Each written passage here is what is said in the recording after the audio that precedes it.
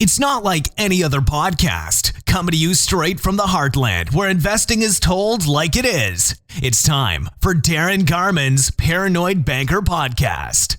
Hold on, because here comes the next episode of the Paranoid Banker Podcast.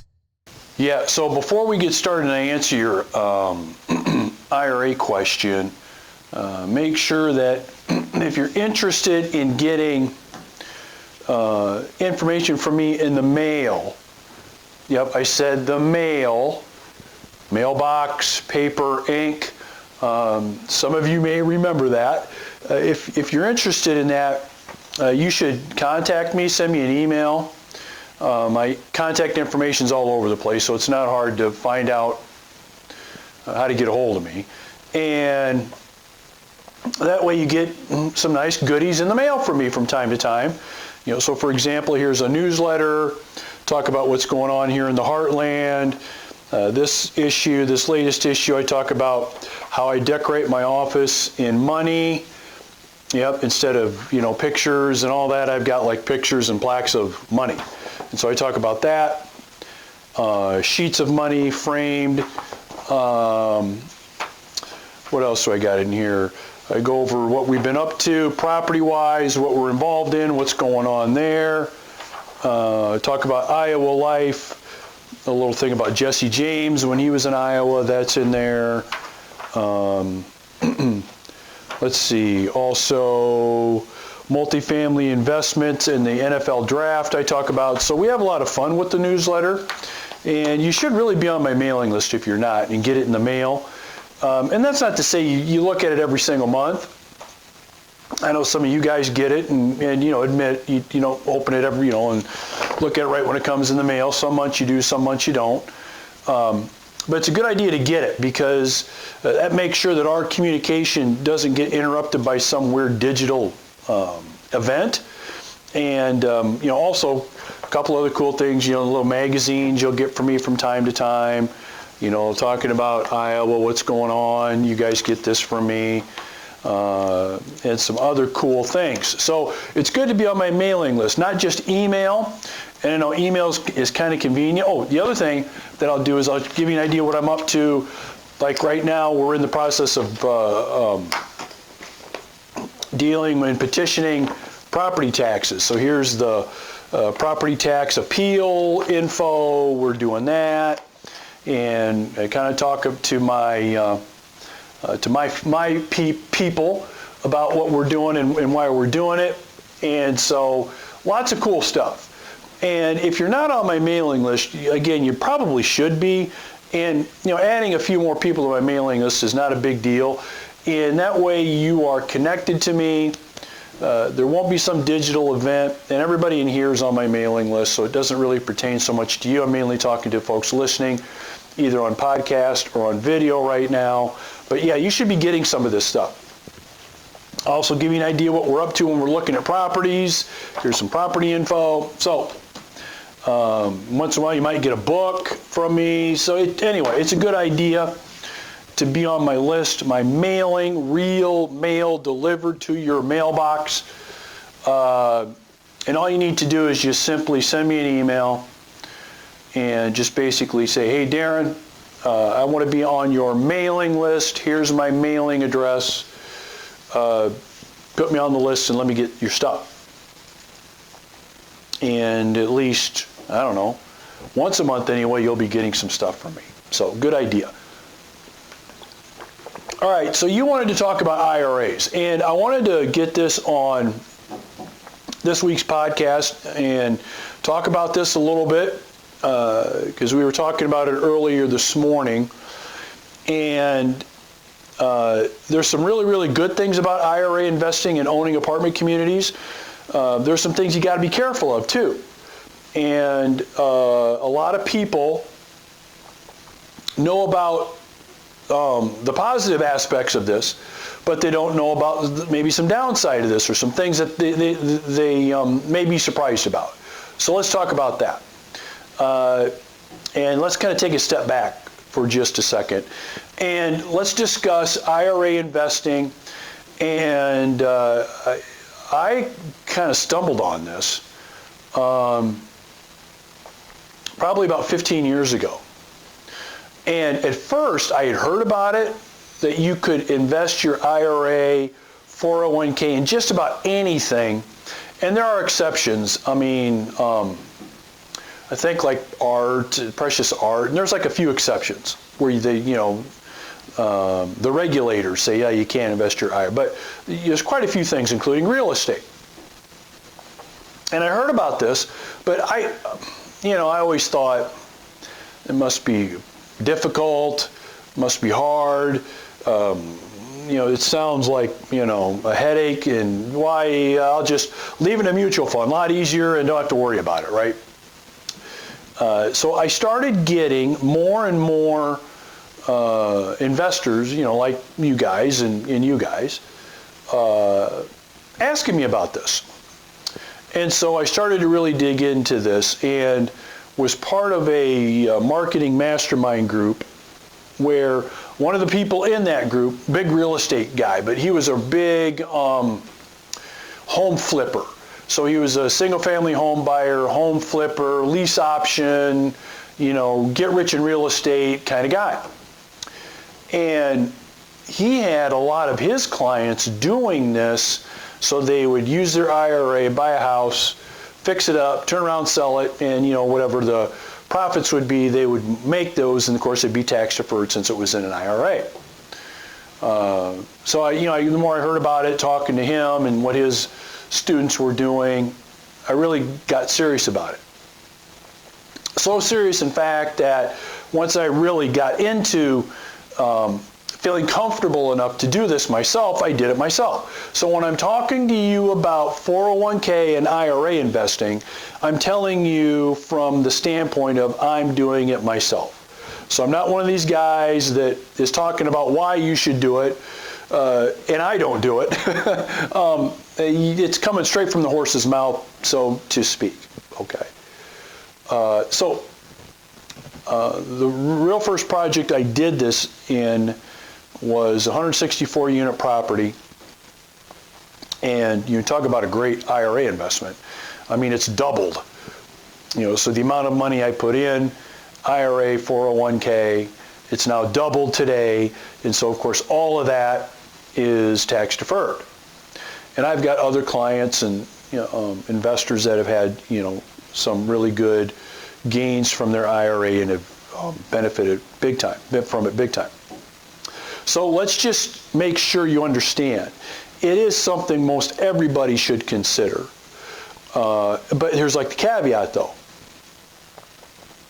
Most people, their biggest chunk of cash, their biggest chunk of money for most, not all, but most is sitting in a retirement account somewhere. And of course, the older you get, the more of the bigger the pile is, okay? And so not surprisingly, when I'm talking to investors, quite a bit of the conversation is about where their big pile of money is at, and that is usually in an IRA or 401k. So it makes sense that they would be looking to invest at least some of that in apartment communities, especially here in the heartland. It's conservative, it's pretty predictable, there's not a bunch of wild upswings in the market, you're dealing with people that have got experience, so it makes sense to be considering it. So I get this question a lot. And yeah, you should consider it, but the caveat that I was referring to is I really don't suggest it is if it is your only real pile of cash you've got. Okay, so let me use an extreme example. So if you have $50,000 in an IRA right now, and that's all the cash you've really got. Yeah, I know, you got to, if you withdraw it, there's penalties, and okay, so that aside. But that's all you got.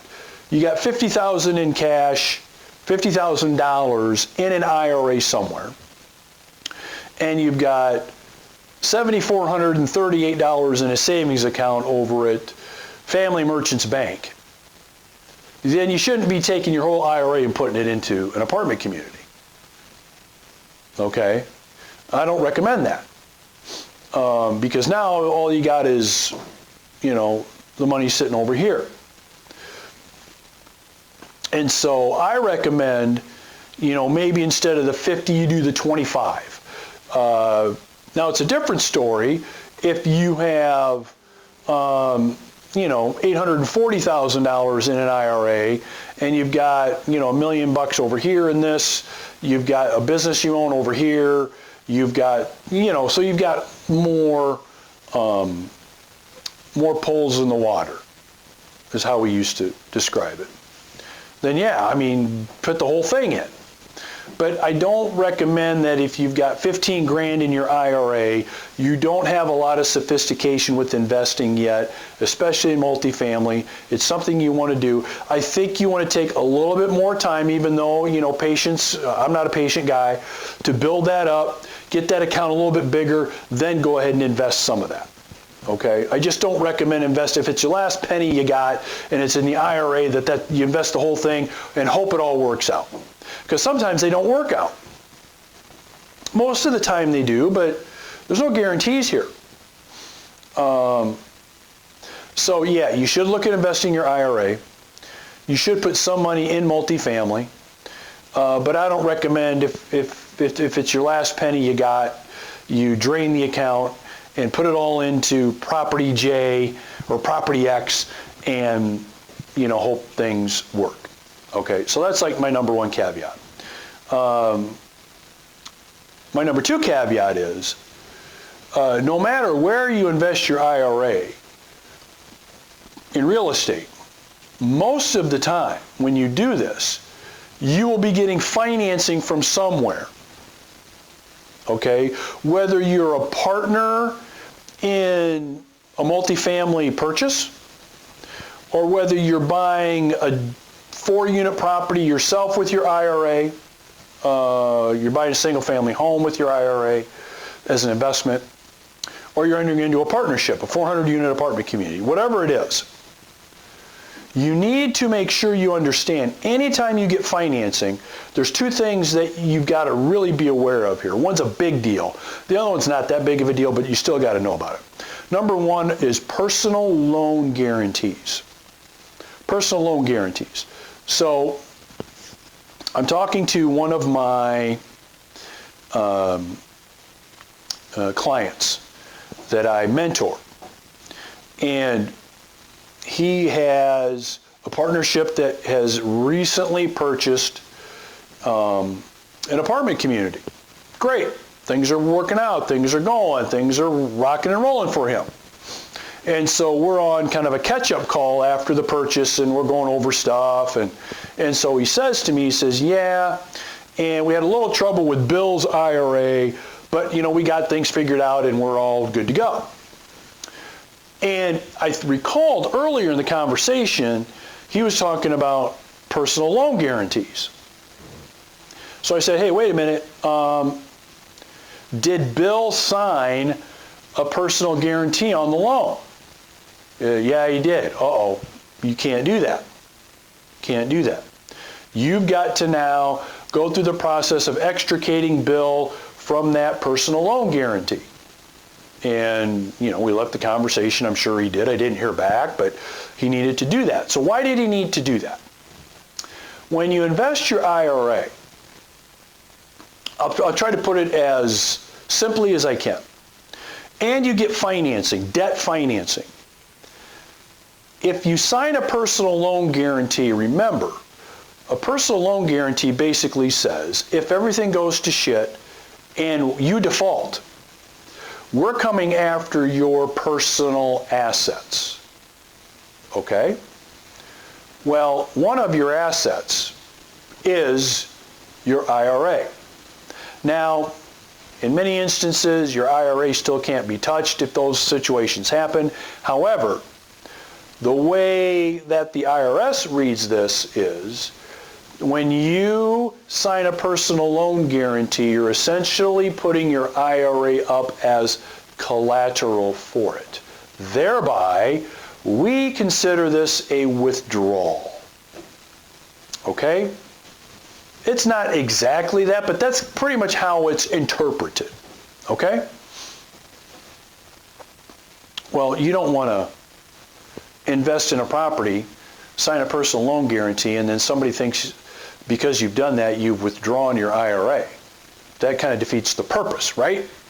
So, in order to stay away from that, whenever you buy anything, you invest in a partnership, you buy a single-family home, you buy a piece of land, you buy a farm, you buy a house at the University of Iowa for your kid to live in while your kid's going to school there, and you're going to use your IRA to do that, whatever it is. You do not sign personal loan guarantees. Okay? And you got to be careful. Lenders are not like sneaky about this. That's not it at all. They're not. That's just part of what they do. You know, note, mortgage. So in Iowa, it's note, mortgage, loan guarantee. I mean, it's just boom, boom, boom. Stamp it out. Stamp it out. So it's not like they're sneaky about this and saying, oh, well, here's the loan, here's the personal guarantee. No, it's just part of what they do. But because it's so routine for them, and for most lenders, you know, it's just like shuffling cards. They shuffle out the paperwork, you sign it, and part of the card that's in the deck are personal loan guarantees. So you got to make sure that when you talk to whoever you're working with, whether it's a lender, whether it's the person you're investing with that's the manager of the partnership that's being put together, you know, whatever it is, you just got to make sure somebody's aware that you just can't do that.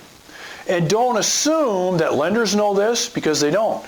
Don't assume that the manager or the general partner or whoever else in your partnership knows this, because a lot of times they don't. Okay? A lot of times they don't. Because the worst thing that can happen is you get into just this grand slam investment with your IRA, have the income coming in tax deferred, have the proceeds upon the sale, whenever that is, come in tax deferred, and then you're screwed because it's considered a withdrawal because you signed a personal loan guarantee.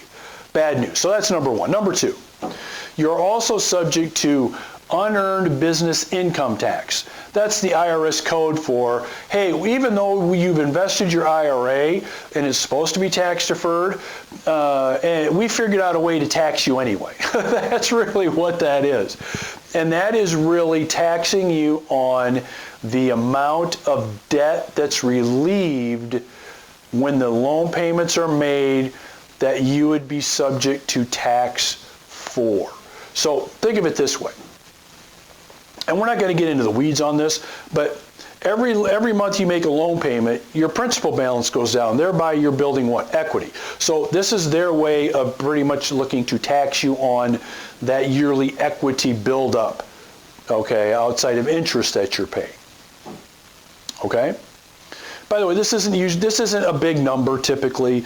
It's usually not a big deal. So it's not like you want to go into full-blown holy shit analysis on this in terms of, oh, what's my UBIT going to be and how much is it going to be and how much am I... So you're going to probably pay a little bit of UBIT tax, unearned business income tax, when you do this. But for most people, it costs you more to have the proper form prepared and filed with your tax return in a lot of cases than it is for the cost of your tax. Okay? For most people. Not all, but for most. So in my opinion, it's nothing to be like stressed out about or spend 5 days researching, but you want to know about it and you do want to look into it. So we talked about personal guarantees with investing your IRA or 401k. We talked about UBIT tax. Okay. And let me hit a couple of points that should be kind of common sense, but sometimes I find out people just don't really, think about it and retain it. So number one is depreciation. Depreciation, okay? So outside of IRA, let's say you invest regular money. Okay. If you invest regular money, one of the nice things you get to take advantage of is use depreciation on your tax return as an expense. So the IRS still, thank goodness, they still allow you to treat the costs of interest and depreciation on your tax return as an expense. Okay? So the good news is you can have a positive cash flow this year from your investment of $20,000. But after you take into account depreciation, interest, you may be able to file on your tax return a loss of $4,000. And that's pretty cool. So it's nice to put $20,000 in your pocket, but you can write off a loss of $4,000 due mainly to depreciation and interest deductions. Now, over time, that gets smaller because you pay less interest over time, okay? But when you invest your IRA, because that income is already tax deferred, you don't get to double dip. So you don't get to get your tax deferment with your IRA and use depreciation. No. They're not going to let you do that. It'd be nice. It'd be real nice. But they will not let you do that. And I'm talking about our folks in the United States government. They won't let you, they won't allow that to happen. I get that question quite a bit. So if I IRA, can I still do depreciation? No, you can't. Not when it's a tax-deferred investment. Now, the good part of it is you don't have to worry about a lot of that, depreciation schedules, how much interest did we have this year. You don't have to worry about that, which is kind of nice, but you don't get that benefit. Okay. The next thing to be aware of with IRA 401k investing is you will need to first establish an account with what is called a self-directed IRA custodian. Self-directed IRA custodian.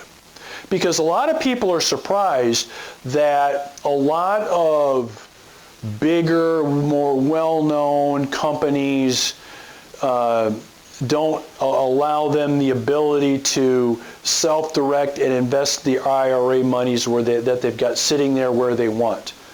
They're not going to do that. Why is that the case? Because they pay fund managers hundreds of millions of dollars to do that. So they're not going to pay fund managers hundreds of millions of dollars to run the fund that your money's sitting in and then allow you to self-direct and figure out wherever you want to invest your money. No, they're not going to do that. Wall Street's not going to let you do that.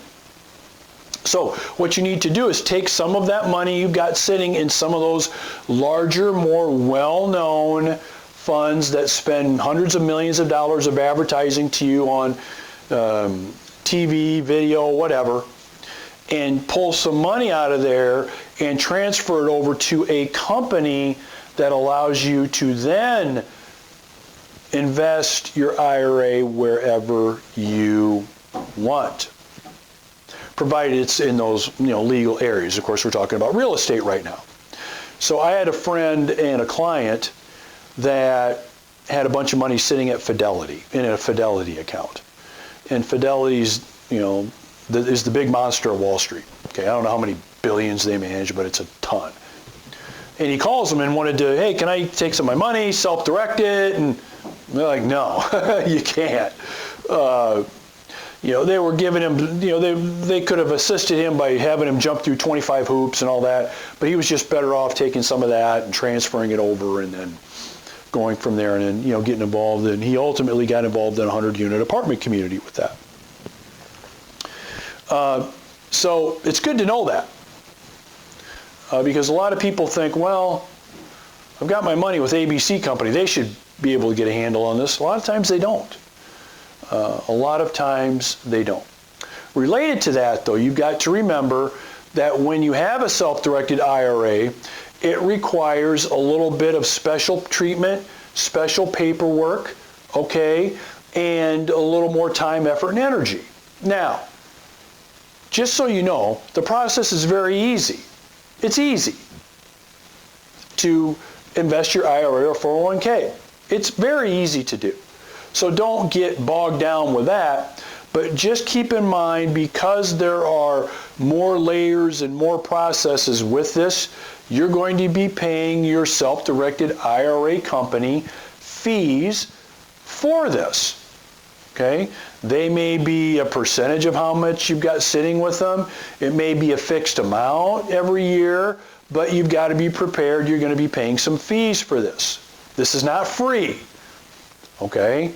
This is not like money in the bank and, they charge you, $5 a month for having it there. No, this is a little bit more than that because it's more sophisticated, and it should be. It should be more. So you can't get sore and grouchy that you're being charged fees for having the ability and the freedom to do this. Okay? Now, of course, we could talk about some companies' fees are high, some are lower, some are really, we could get into all that. I'm not going to do that here with you now on this video podcast and in our meeting here. It's not the time or the place because there are companies I recommend. And there are companies I recommend you run away from. And I know that because I've dealt with a lot of them as an investor and as a manager. But I won't get into that here. But you just need to know that is part of it. And so the last thing that you need to be aware of is with an IRA, every year, your IRA self-directed custodian is going to send you an email, or maybe they might still use regular mail sometimes, and they're going to request a value from you. Okay? They're going to request a value. So they want to know on an annual basis, hey, how much is your IRA worth? Because if you're self-directing it, how are they going to know how much it's worth? They're not. They're going to depend on you to know how much it's worth so you can report to them what that value is. So why is this important to know? Number one, because of the reasons I just told you. They're going to expect you to contact them with a value because you're the one that's investing it wherever you're investing it. In our case, we're talking multifamily, right? So they're going to depend on you to tell them that. So, how do you tell them that? How do you tell them that? Well, it's pretty easy. Number one, for those of you that invest in a partnership, you're passive, you're involved in stuff like with me, you just get a hold of my office and we tell you what it is. Okay, that's pretty easy. So, I know this last week we had actually quite a few of these come in, with our partners saying, hey, my self-directed custodian wants to know how much my partnership value is worth. How much is it worth? Okay, Frank, yours is worth this much. Okay, Frank, it's worth X. And so Frank reports that, and he's good to go for another year. Okay? If you own your own real estate and you're doing your own thing, then you need to either get the property appraised. You need to at least have some kind of an appraisal or some kind of a method of valuing it. And not just, well, I bought it for $100,000 last year. It's probably worth $900,000. Okay, $900,000. Here's how much it's. No, you can't do it that way. You got to have some kind of measurement for it, not just you picked it out of the air. Measurement, appraisal, assessment, those kinds of things. Because they will ask you, how are you coming up with the value? Okay, so great, you told us the value, how are you coming up with it? Where's it coming from? And the answer of, well, I just think that's pretty much what it's worth is not going to fly. Okay, so our folks, we have appraisals done on all of our properties about every 14-ish months or so. And so we've got the appraisals, we've got that locked in, and so now we know where we are at there. All right, and so, one of the last things you want to know is make sure you keep track of your statements and you review your accounts, your IRA accounts every quarter. So about every quarter, most self-directed IRA companies will provide you a statement for you to look at. You've got to make sure it looks like it makes sense, that there's nothing that looks weird or goofy on there. Especially when it comes to the valuation process. Okay, that's important. So make sure you look at those, You actually read those. You don't just put them in a pile on your desk somewhere and then forget about them. You want to make sure that you read those and check those out. So those would be kind of my quick, down to the bottom of what you need to know and how you need to do it.